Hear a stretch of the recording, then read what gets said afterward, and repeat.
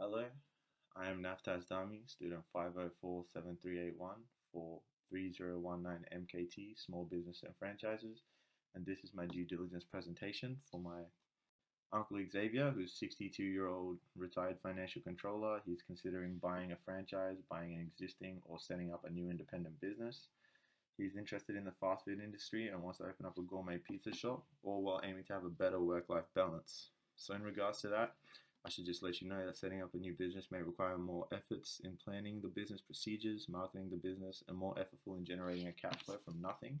All of these things could potentially hinder his work-life balance. Therefore, he should look into buying an ongoing concern in a franchise or an existing business. When going through the business buying options, you should investigate into these issues in this given situation. Firstly, I want to talk about the leasehold analysis. You should identify the duration and terms of the property lease, alongside identifying the little details such as the yearly percentage increase to the lease. If the business does not own the land of which it is trading, it can be a difficult process in negotiating this, whereas many franchises such as 7-Eleven tend to own the property that they have their franchise on. So if your business is for some reason not making the money it should, they are willing to change the lease, whereas if this is an independent business, you would have to contact the property leaser yourself. Next is a financial summary. So you should look into the financial statements and look for any inconsistencies or numbers that do not add up. By doing this, you will also determine the profit after all expenses and will have a better understanding of the business cash flow alongside outgoing costs such as wages, bills, and other things like that. Next thing I want to talk to you about is supplier arrangements. So look into supplier arrangements. See what are the rules regarding your purchasing materials. Many franchises have fixed resources for the purchasing of stock. It would be useful to identify if you can go to a more cost-efficient provider to maximize profits. Independent existing businesses or even new businesses may have more freedom in terms of purchasing goods and running promotions, rather than franchises like Domino's Pizza, who have their own promotions and distributors, so you're fixed into buying goods off of them, and you have to sell them at the price that they want you to sell them for, because that's what their promotional packages are set at. Next, I want to talk about duration and territorial rights. So identifying the rules regarding whether the franchise has exclusive territorial rights could be beneficial to you, as you will not have any same franchise competition within the area. This can be a limitation in independent small businesses, as they can be undercut by bigger franchise companies opening up within their vicinity. Next, I want to talk about the renewal rights, franchise cancellation, termination processes. So look into what are the policies behind contract renewal and cancellation.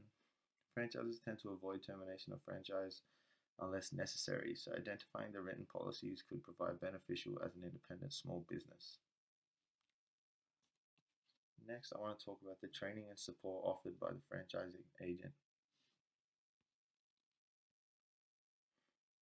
So what kind of support and training will be provided from the franchisor, and at what cost? If you are purchasing an already existing independent small business, identifying how to learn the procedures and getting support may be that different to a major franchise. So a major franchise might actually want you to go and do some course and spend some time away and learn it through their academic standpoint, whereas a smaller business might just want you to be in there and be more hands-on. So in accordance with this is also the intellectual property, so how the business runs and what it does or what the dynamics of it are. So some businesses might have different intellectual property than to others, and on the basis of that, you gotta see what you're getting for the price you're paying if in terms of franchises. And the last thing I want to talk to you about is litigation. So does the contract have a clause of indemnity? That will provide you with security or protection against a loss or other financial burden within the business. In conclusion, I've suggested to purchase an ongoing business or franchise, as it will require less time and effort in starting up and have an already existing cash flow. When going through these options, look into the terms of the lease, financial summaries, and supplier arrangements in order to evaluate costs needed. Evaluate the duration and territorial rights of the business, alongside renewal rights and termination procedures, and the training and support offered to evaluate competition and franchise relations. Be sure to insert an indemnities clause in the litigation, as that will provide you with security, and best of luck with your new journey.